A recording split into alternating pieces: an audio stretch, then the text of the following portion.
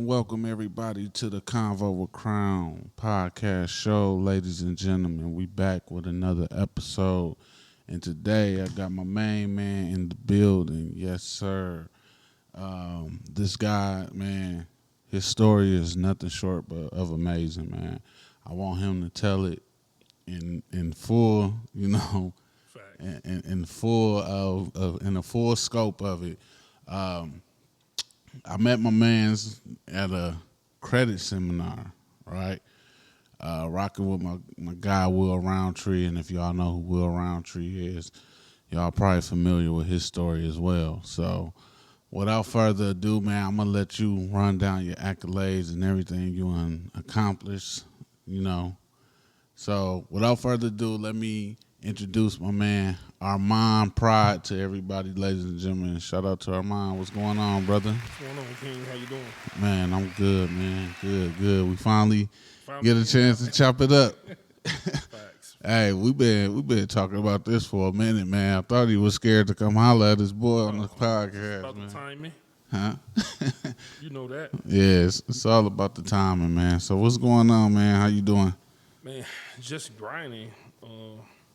Got a couple of events that's coming up I'm excited about. Okay. Teamed up with a couple banks out here locally. Okay. Before we get into that, man, introduce yourself and, just give them a little background about who Armond is. Sure.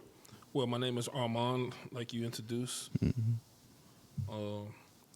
My journey started off many years ago. A lot of people don't know that I actually attended a university where I did 16 years. Yes, sir. And the university, University. I always tell people that, I wasn't in jail. I was at Yale. You better say it. So, yeah, it started off like when I was incarcerated.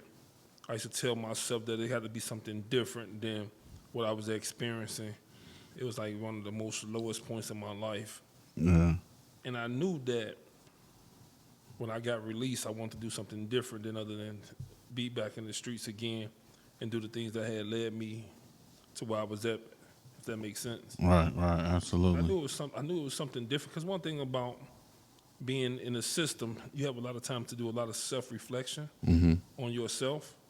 And one of the things that I knew, Crown, that I didn't want to work for anyone. Right. I didn't want to work a 9 to 5. So what I started doing, I started reading as much as I can.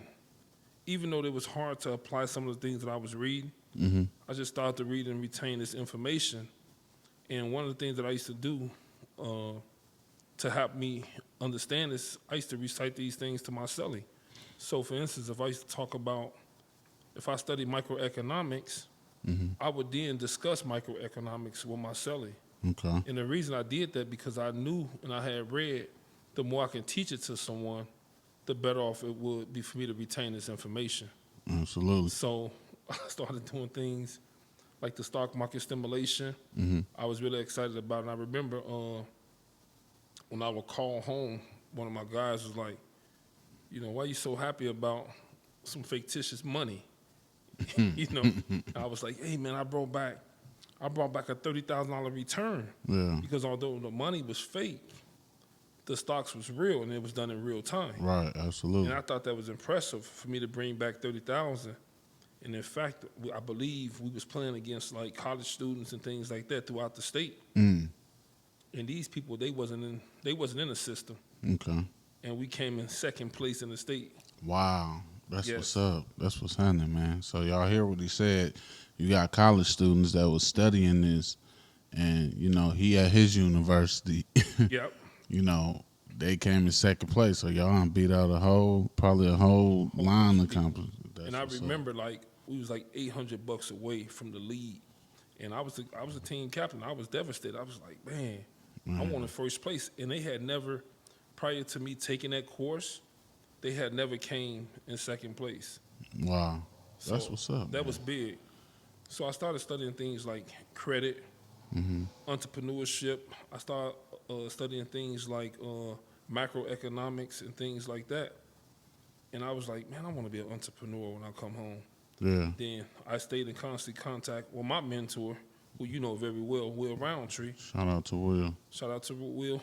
And he was actually working on my credit for years while I was incarcerated.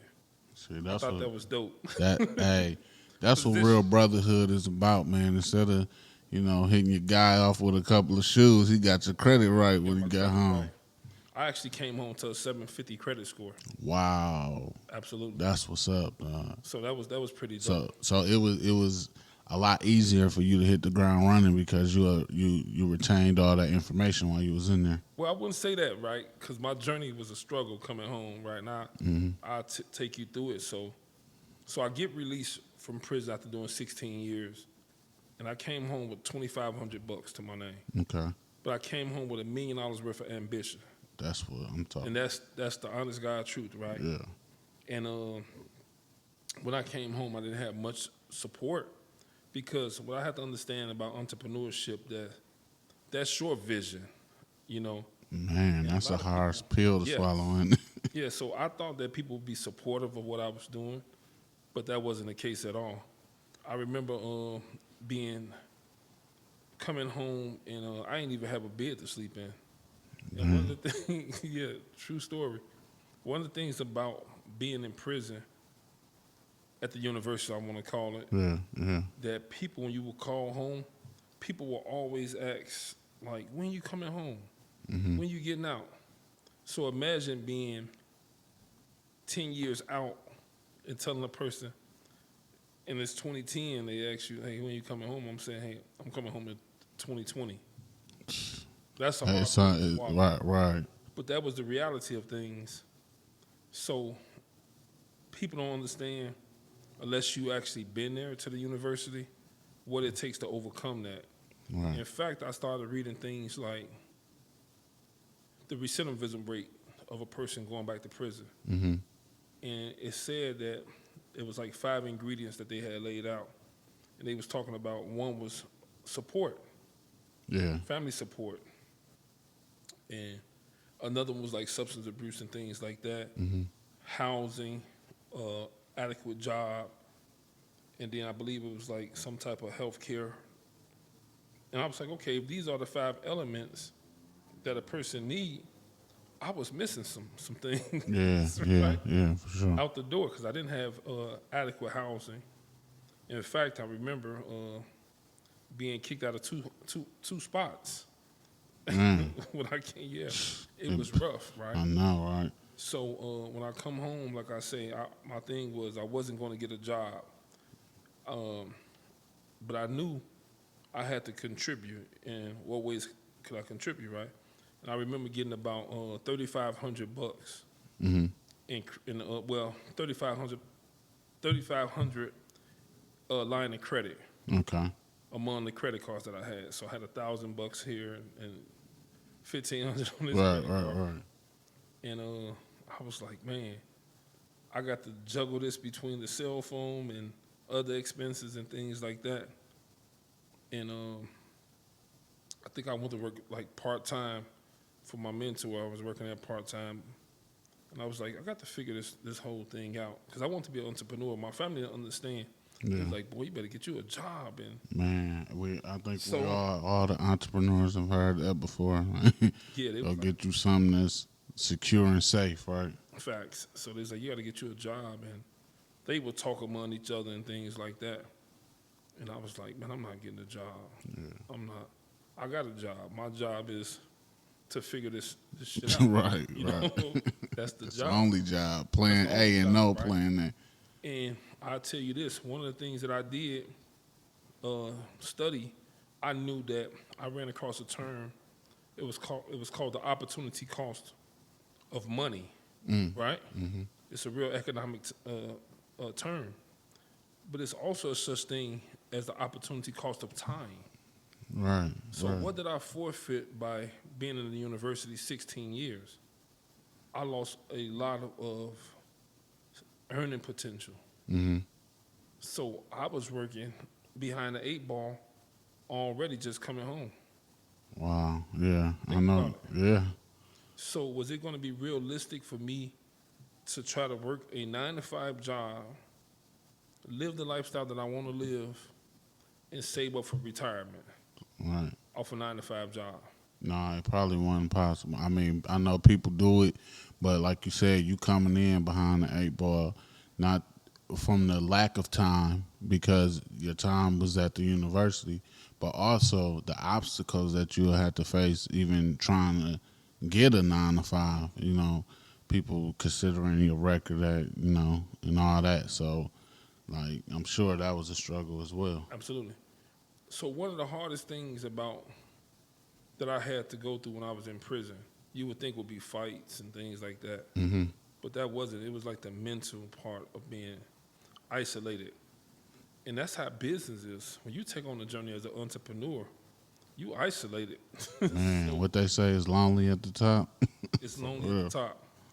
So I felt bad when I was a tutor in prison. I was helping guys get their HSED, their GED, right? And we had a unemployment or employment course that we was taking. Hmm. They had to fill out resumes and applications and things like that. And one of the things that they asked you were what to say if you run across being, are you a convicted felon? Okay. And I had to look a lot of people in the eyes and give them a bullshit ass speech that I didn't even believe in. Yeah. Like, I knew in my mind I wasn't getting a job, but I had to prepare many other men on how to deal with a felony conviction. But I knew that I couldn't tell people my vision because it's a lot of naysayers and a lot of negativity. Right. All the time. Exactly. So I was like, yeah, when you get in front of the supervisor, whoever, the interviewer, you say X, Y, and Z. But it was bullshit Yeah. because I knew most jobs wasn't obtained just fill out an application.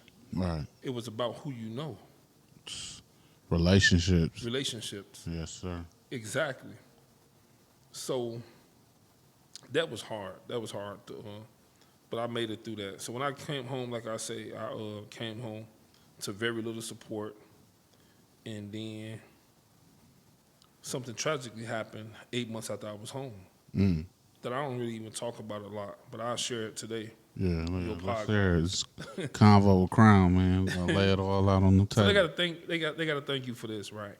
Man, for real. So 'Cause what a lot of people don't know, because I don't even talk about this, 8 months after being home, I was ambushed and shot 4 times. Wow. See, I know the story, but You know the story, right? the shit is crazy, man. The Yeah. man touched down, and 8 months out, 8 months home.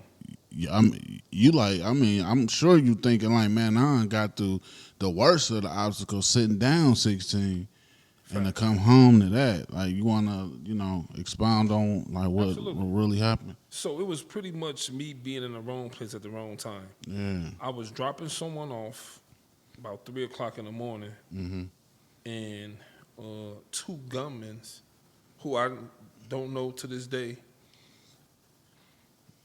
shot my vehicle up Like, just out of nowhere. Just out of nowhere.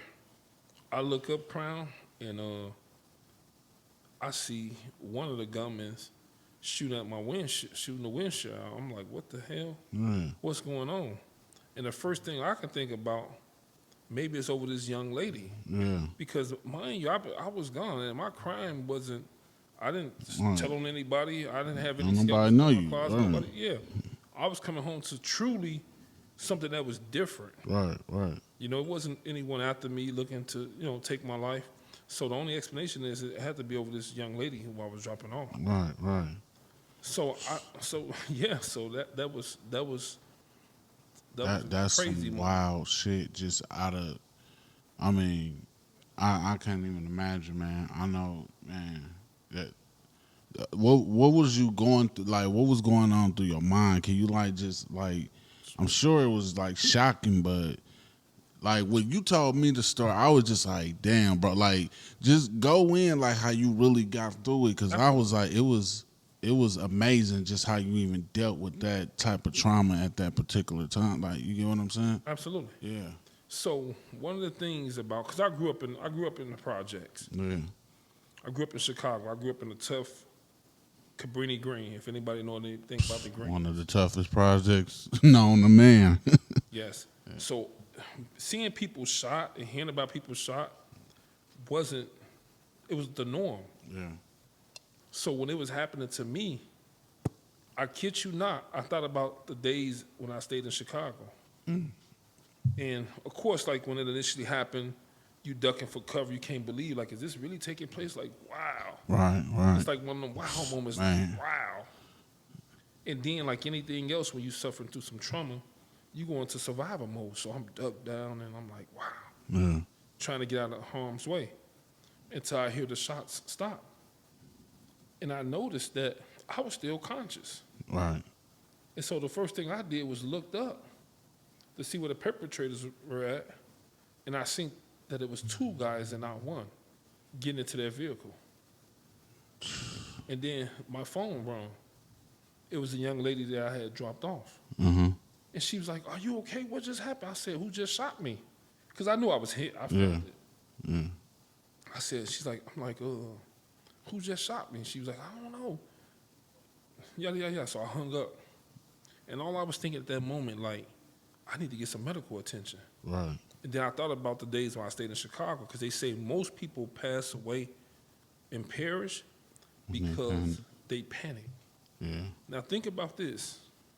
I'm not sure how many times I was shot at this moment, but I had to have the whereabouts to drive myself to get medical attention without crashing my vehicle. Right. Bro, I remember stopping at red lights just to make sure. I swear to God, That's crazy. I'm stopping at red lights just to make sure that I don't injure anyone else. Right.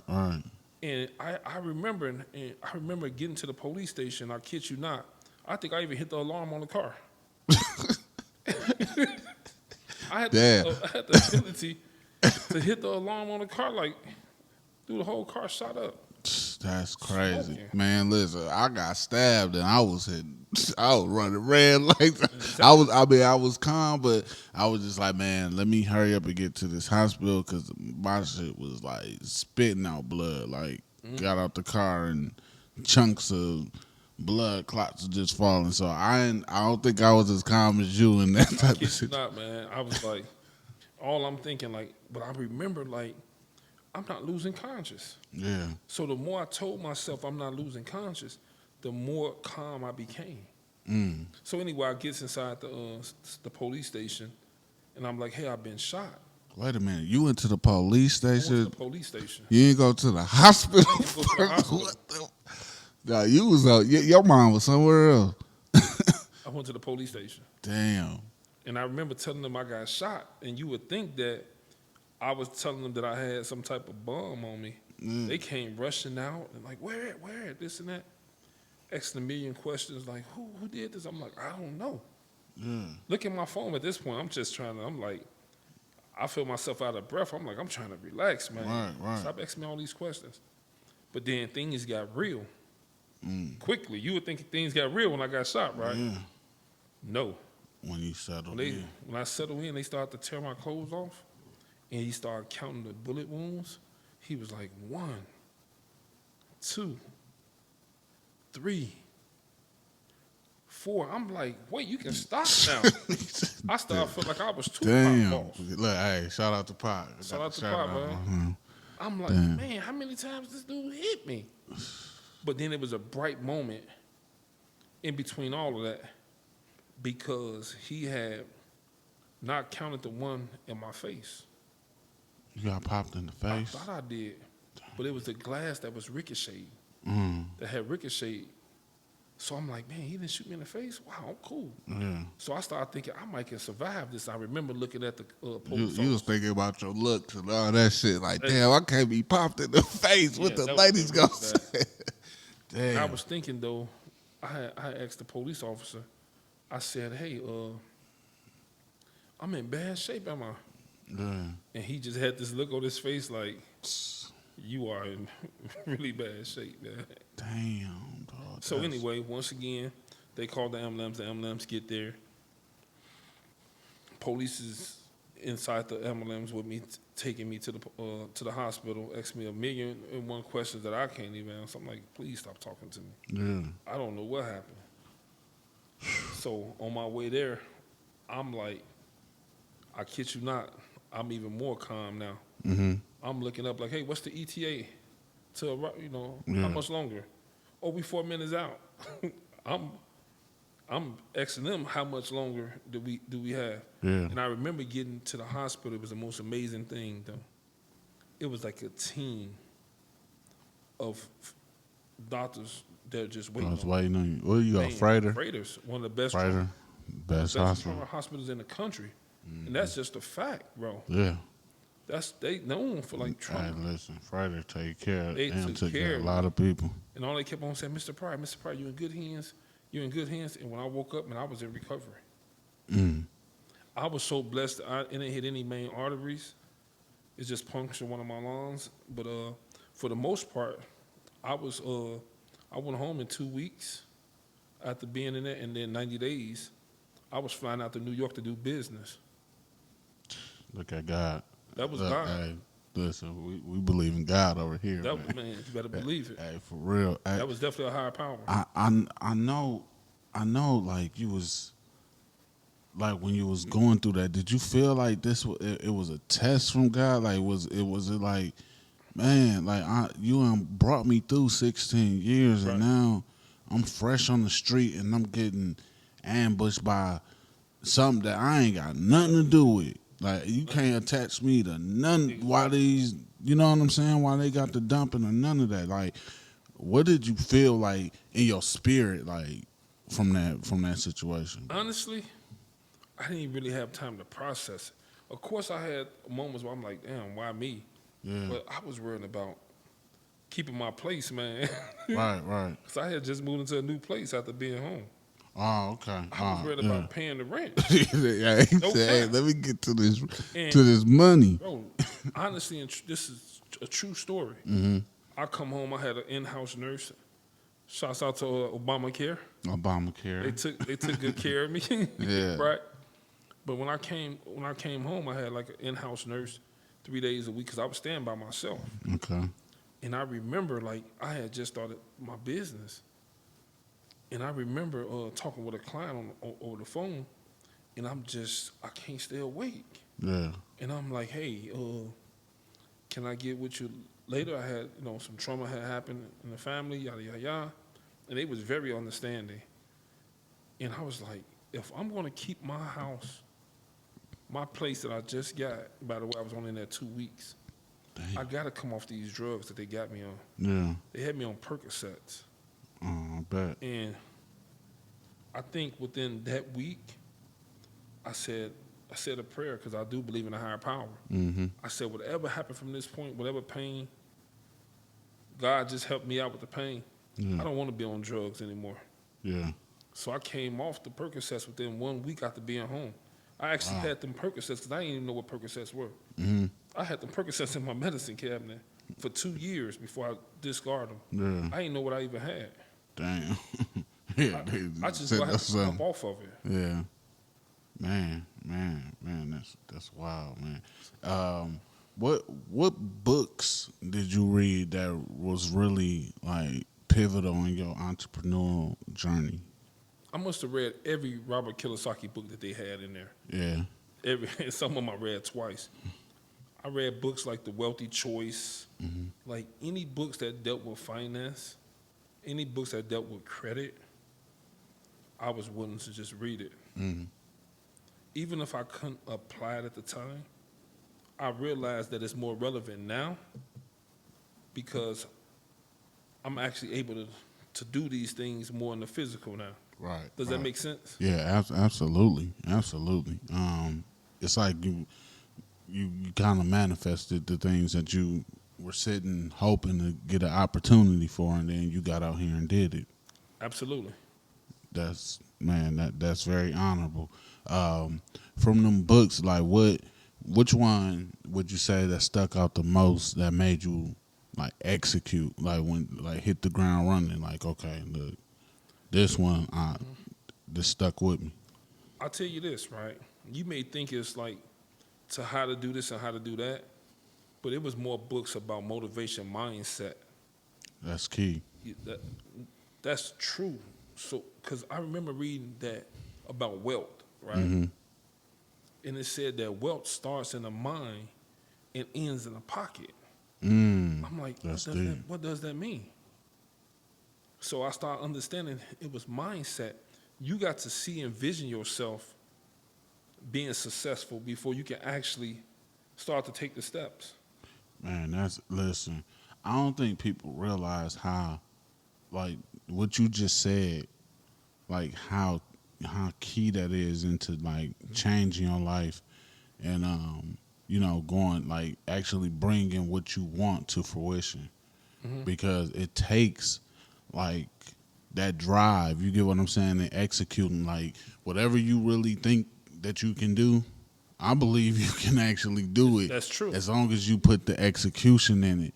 But we get so accustomed to, the everyday lifestyle. You get what I mean? We the routine that people let all the dreams that they ever had just fall to the wayside, and they never bring them to fruition.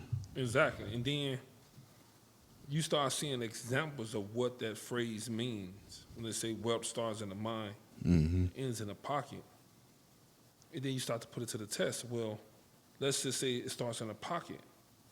Well, everyone can give you an example of an athlete or a singer, some type of person I lost that lost it all. Yeah. And the reason why, because it started in the pocket first. Mm-hmm. They inherit this, or they came in, in a large windfall or Lottery players. exactly. So it started in the pocket, and then it exit the pockets fast. Yeah, because they But don't know that's what not to how do with wealth it. starts. Right. It's actually just a mindset, and then you got to go out and execute and do the work to get ahead. How important would you tell people building relationships on this entrepreneurial journey is? How important was that for you? Very important, because relationships is what. Okay, so when we think about relationships, right? We think about in terms of what you can do for me and what I can do for you, right? Right. So, but most people don't think about relationships from a standpoint of leverage, right? Right. We look at credit as something we can leverage, but we don't look at relationships. Some of us do that, know better, Right. but most people don't look at relationships as leverage.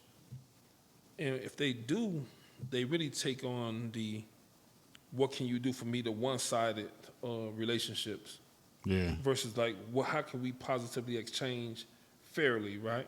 And help each other collectively. So what I have done, I have built relationships with people that I know I can offer something to them and they can offer something back to me, vice versa. And I give you an example. I was talking to someone about a networking event that I had attended. Mm-hmm. It was on a Saturday. It was on a Saturday. Most people don't like getting up. And it was maybe like 10, maybe 11 people there. Wow. So it was a really small networking event. But it had a major bank that was there at the time. And so it was like, hey, what we want you guys to do, we want you guys to turn off the phones. It will be no phones, no pictures, no videos. Mm-hmm. I want to give you some game. Just like that.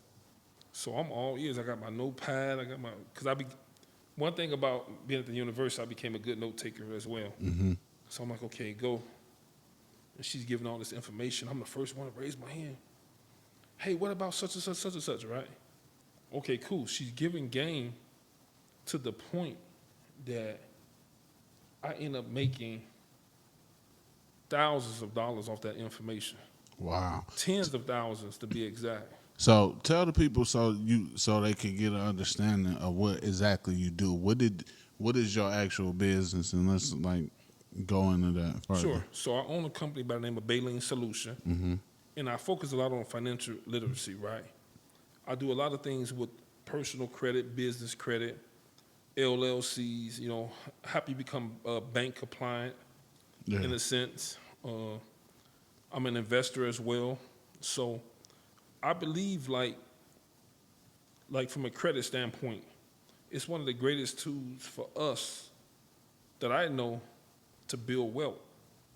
So what I did, I studied as much as I could about credit. Mm-hmm. How to clean your credit, how to build your credit, how to leverage your credit. And I'm still learning. I'm a lifelong learner. Right, right. So I give those tools out to people that I come in contact with. So most people say, hey, I heard you can fix credit pretty good. Well, I tell them, listen, I can fix your credit, or I can show you how to fix your credit. And I would rather teach credit to you. That way you'll actually be able to retain this information. Because remember, I thought about when I was just tell my cellmate, teach him things. Right, absolutely. And so that's what I do right now. So that's kind of like why I hold free credit workshops, free entrepreneur shops, that I actually teach these things like that. Most people would charge you tens of thousands for this information. Right. What do you think, especially for our community, is the biggest misconception of credit? Free money. Say it again. Free money. Most people look at credit from a standpoint, this is free money. And the reason why, because we was never taught credit in school. So the most we heard about credit was from Big Mama. Yeah. You know, hey, don't just use the credit card for gas. Mm-hmm. Yeah. They didn't know it. They didn't know it. They had no idea. We didn't have no guidance. They on didn't know credit any better, at all. right? And then when you're 18, you got people giving you all these credit cards, and you thinking to yourself, swipe, this free money. This free money. This free. That's why most people get the, and I'm guilty of it too. Man, I think we all fall short of that. I'll be the first to admit, and we end up ruining our credit. Mm-hmm. So I've been going to high schools teaching this, different places. Anybody who wouldn't have listened, this is how you're supposed to utilize your credit. Mm-hmm. This is what credit looks like. This is how you utilize a credit card. And the first thing people say, well, I heard you're only supposed to use it for gas. I tell them, right, that's not true. Right. And just not too long ago, I did a radio interview right here in Milwaukee, and they one of the guys on the station asked me, he said, so what do you use credit for? When do I use my credit card? I said, for everything. Yeah. Right. For everything, right? Do you think it's harder to?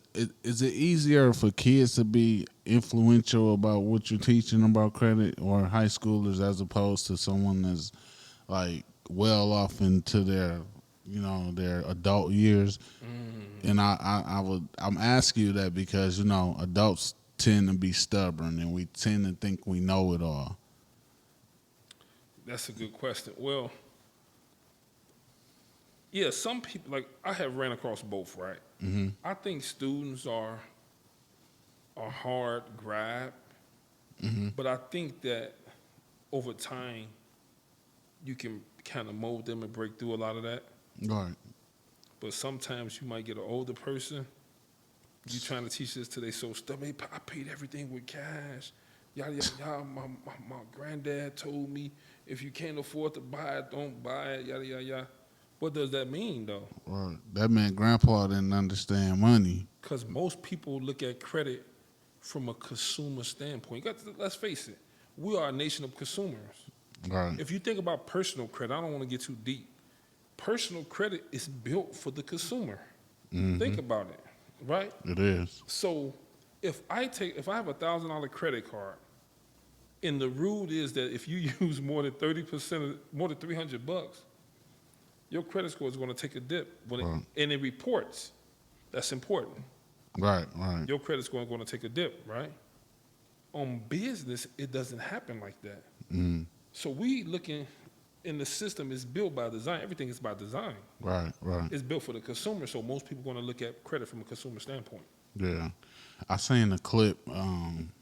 I actually think Will shared it. It was a clip of Red Fox, and he was having an interview, and they was asking him like about how much money he had, and he was like, I buy everything. I spend all my money. He was like, I'm gonna die broke. He said because it was something to the effect that he don't want to leave nothing for people because he the one that worked hard for it, and I think that's a lot of mentality that's passed down traditionally. So that's why it's so hard for it to break through like the black community. You know what I mean? Like that barrier to try to teach black folks how to utilize credit and where to put it. It's a struggle. I don't know how you like, and you deal with that on a daily basis. Oh, every day, Man. And what makes it even a bigger struggle is because you're dealing with the internet. Yeah. You're dealing with the way information flows. Mm-hmm. So there's a lot of information out here that's incorrect. There's a lot of people that's looking to just make a quick buck. Yeah. So they're not going to give you the real information. They're going to give you the fluff so they can make some money real fast. Yeah. You gotta be aware of that too, because if they selling it hard, it's probably some fluff. Mark Cuban just said this, right? It made a lot of sense. I don't know if you saw I seen that. that. Saw You that? said, ain't nobody Yeah. don't give you If nothing. I Why got would the they key do that? to it, why would I give it to you? Right. I'm going to keep it for myself and make money. Mm-hmm. Because half of the stuff that a person is giving you or trying to sell you is the fluff.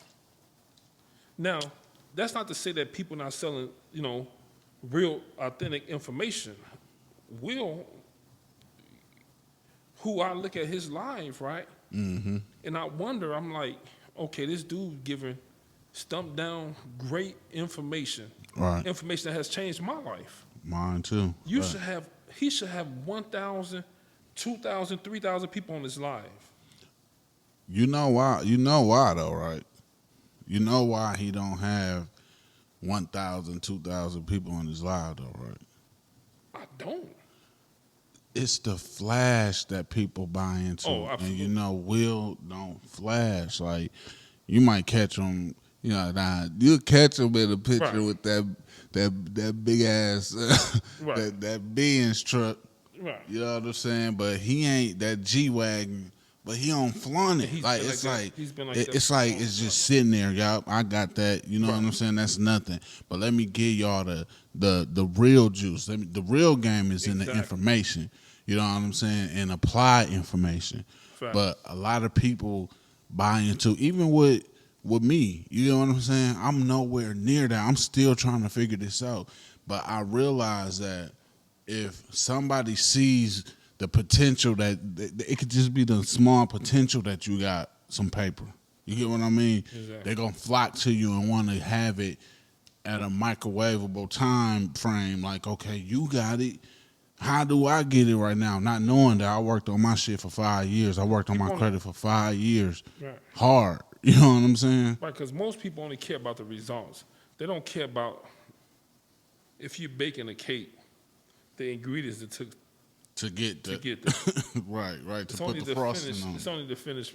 That's a nice chocolate cake there. Right. That's all they care about. They fall in love with the finished product and not the fact. And that's why it's easy to bamboozle people nowadays, because you can just show a shiny object and the person be thinking like, man, he or she has it. But that's not the case. A lot of things is just cosmetic. Man. And you got to peel back the cosmetic and you'll be able to see the true.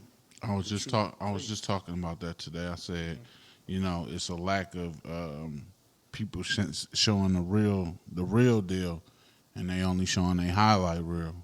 Like, everybody wants to put their highlight reel on display, but they not showing the grit in all the days with no sales and trying to figure it out, and you know what I'm saying, how I'm gonna get out this situation and all that. It's just okay, we taking vacation in Miami, we going to Dubai and all this other shit, not knowing that. That's it. Some of that shit probably, put them in the worst situation. And that's one thing about, like, when you look at IG, I don't see anybody on IG that's doing bad. Yeah. Everybody on IG, I see.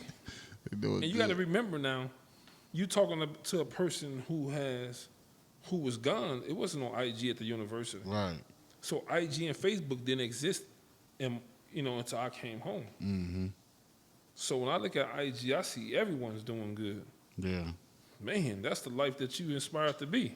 But No it one's also, taking losses on IG. man, you know what though? It has a lasting effect on people that think it's real though, where they, have their own mental issues and their own struggles because they feel as though the world is doing greater than them. You get what I mean? And that everybody is winning and I'm the only failure and shit. You get what I'm saying? Right. So I like to tell people don't feed into the social media because social media is fake. Like you're not gonna see the person struggle. You're gonna see they highlight reel at all times. So focus on you and go through the journey that was meant for you because we all go through it.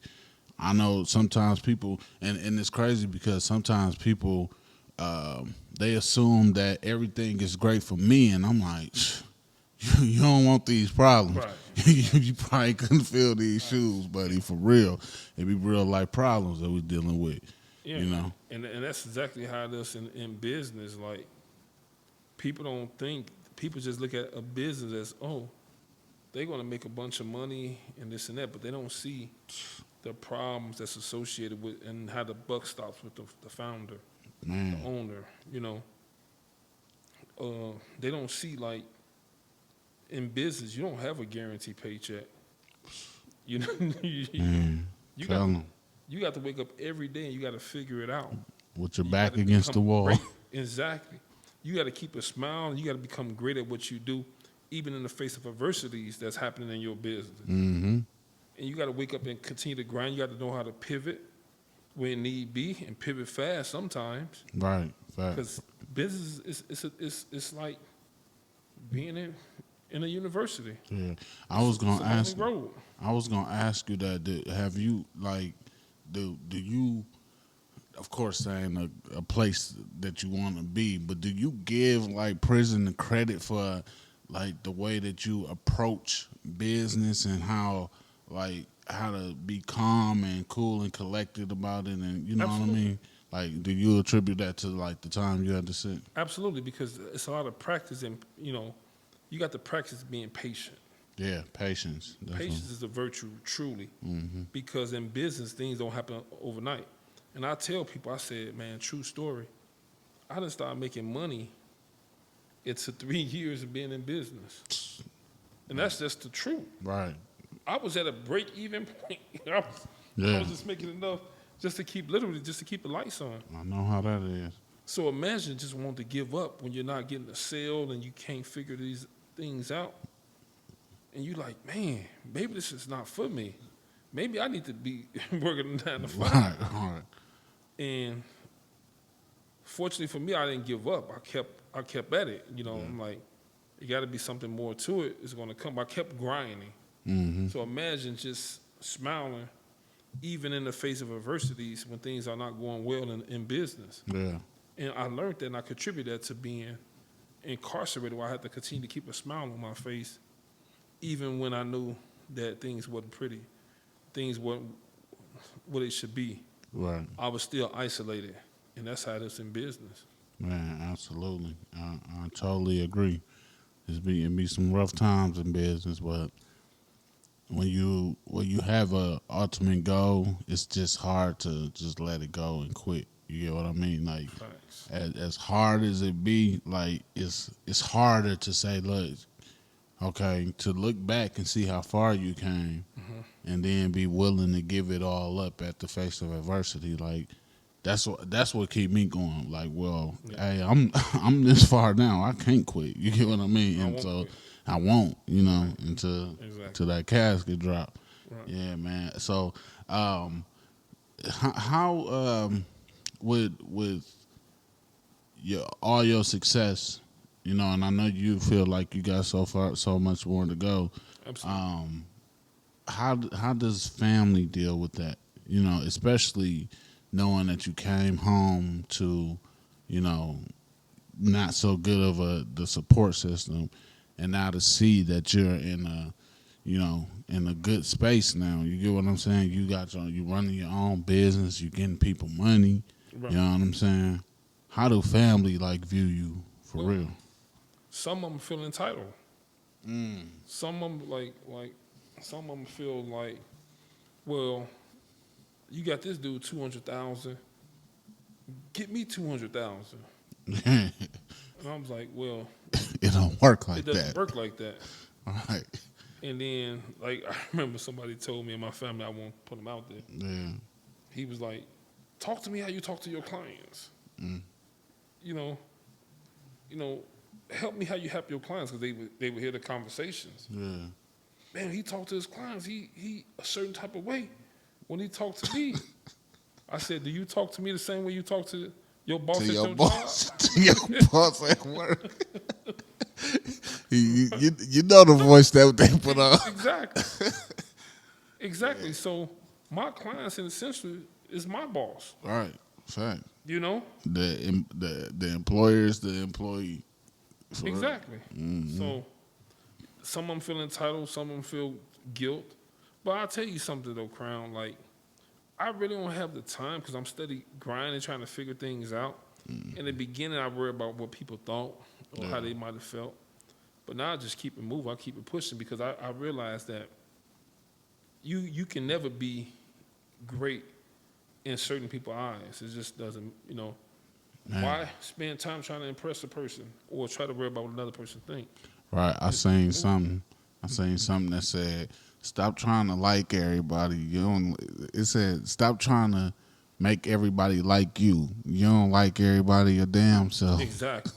So, hey, that was a real reality check. Like, damn, like I don't really like everybody. So why would I Exactly. put forth so much effort to try to make everybody like me?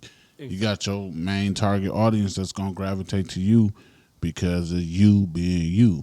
And one of the things I used to say, like when I was at the university, that the expectations in here is different than out there on the streets. So why do you say that? Because you'll have like a CO come, and they expect everyone to get along, right? Yeah. That's unrealistic expectations because Right. you go home every day and you can't even get along with your neighbor. Think about it. Right. You guys fighting about this person grass being too high, Right. or a fence or something's being too high, or the ball came over you, a dog or animal, whatever. Right. You don't even get along with your next door neighbor, but you come here and expect us all to get along while we all caged in. That's unrealistic. It don't even make sense. It don't even make It don't sense. even make sense. Hey, I want you to touch on your release though. Like touch on like your law background. Like can you just kind of go in how you got out and what was the real time? Absolutely. Go ahead. So I studied law when I was incarcerated because, of course, I'm like, man, I need to got to figure it out. So- Now that was a big. When I studied law, it made me realize the gift that I have for information. And here's why: because one of the professors that came from a university right here in Wisconsin had told me that the amount of knowledge that you have about the law is the same things, the same law that I teach my students. So here's this professor telling me that she teaches her students the same thing I was telling her. Wow. I kid you not. Wow. That's something That else. was impressive. Yeah. So I realized I can retain information. And what I would do when I was in my room, isolated, I would take case laws and I would turn them face down, and I would just recite them. Damn. 1979 U.S. versus Biggers. What? Yeah. Wow. True story. Wow. So when she came to visit me during the initial interview, I didn't have no notes. I had them, I just wasn't looking at them. And I said, hey, 1979 U.S. versus Biggers, the Supreme Court said yada, yada, yada. And she said, stop. I said, what? She said, I'm impressed with the amount of knowledge that you have about the law. And that's the same thing I apply to business now when I study information. Right. I apply the same thing. So that's how I'm able to be successful when it comes down to certain things, right? And so what I did when I was in prison, I used that same law to get myself out of prison early. Wow. That's amazing, man. How many years they get you knocked off? I saved 3 years.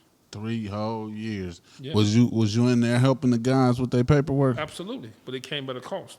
I Hey, was definitely hustling, charging. hey, business is business, baby. Business is business. Hey, that's what's up, man. So, you ever thought about like pursuing like a law career or something like that? I did, but there's a lot of lawyers out here already. Yeah, I don't, yeah. you know, I like, We, I mean, we need some more lawyers, man. right. Armond all the way around, man. He Right. a true man. He get to it, man. So what's next for Baleen Solutions and all the business endeavors you got going on, man? Tell the people. Yep. So right now, we doing free workshops. I teamed up, like I said in the beginning, with a major bank right here, and we have the first workshop that we kicking off free of charge. Is already sold out. It was slated for like 50 people. I think we got like 75 people plus. Yeah, So that's dope. that's pretty dope. Your first own event or First own event. that's amazing, Absolutely. man. So, and then it's with a major bank, so that's very exciting. So And y'all then could get some money, man. Y'all better tap in. and then from there we doing an entrepreneur workshop, and I'm telling you, Crown, like these workshops that I'm dropping, I kid you not, man. These people are charging tens of thousands for this information. Listen, I know how That's the people. honest truth. Listen, you know I know. I'm gonna tell the people I know like the information is life changing, and if y'all sleep on it, you're gonna sleep on all the potential that you possibly could have had. They said the richest place in the world is what? The graveyard, right? Because there's so many ideas that went with the people that were supposed to, see them and execute. Yeah. So I'm excited about that. I'm excited about these workshops, and then we got some things that we planning with. We teaming up with Act Housing right Okay. here. So we'll be doing some real estate pieces together, man. It's gonna be dope. It's a lot in the pipeline, Man. and just continue to just build relationships, because that's what it's about. What they say? They say relationships. The money is the byproduct to relationships, Facts. or vice versa, whichever one. Man, listen, man, I appreciate you coming through, man. I just want you to lead the people with somebody that's inspiring to be an entrepreneur. What advice would you give them, considering that you, like, probably been through, like, you've lost more time than a lot of people even, that they waste, and you came out here, you know what I'm saying, and became in a position higher than a lot of people that had their whole life to change their life. So what would you give, like, what advice would you give, like, a fresh starting entrepreneur and how to continue moving? Sure. Yeah, you got to get started. You got to find what is that you want to do. What is your purpose? And you may not even know that right away, and that's okay. But you got to get started, though. You can't worry about failing. You can't worry about what if it doesn't work and this and that. Because I read something that say, hey, if you're not a millionaire by the time you're 30 or you haven't filed bankruptcy, you haven't been working hard enough. So you just got to get started. You got to put the doubts to the side. You got to tell yourself that, hey, I'm on this journey by myself. If I make it, I make it. If I don't, that's okay. I'm going to pick myself back up. I'm going to keep it moving. And you just got to become what I call a lifelong learner. You got to be willing to always continue to learn. You got to be teachable. You got to be willing to say, hey, it's time to pivot. It's time to move on to the next project. This is not working. And then just let everything else fall in place. Right. Man, gems all day, man. Shouts out to my boy, my guy, my homie for life, man. Armond Pride. Y'all tap in with him, man. You want to give him any social media handles or how to get in contact with you for any of your services? Yeah, so you can go to Baleen, that's BALEAN Solution. You can find me on Facebook, IG. I'm not set up on TikTok yet, but you can tap in with me on those. That's what's up, man. Very financial literate, man. Don't follow nobody that don't know about no money, man. Tap into somebody that know about some money. And this guy right here, he knows the plays on how to get you some money, man. So I appreciate you checking in with me, bro. We gotta do this again. Don't be a stranger to the show, because I know you got a whole bunch of more game that you can give these folks. Yeah. So that's another episode of Convo with Crown. You know, we gonna check in again, man. Like I said, shout out to Armond. Y'all check in with him. Tap in, Bailey Solutions. If you're trying to get your credit right, if you're trying to start a business, be an entrepreneur, tap in with my man. I told y'all I'm going to bring some financial literacy in here, and my dog was the first one to come through and give y'all some real gems on how to get the money. So we out of here. Convo with Crown. We'll see y'all later, and it's all love. Peace. Peace.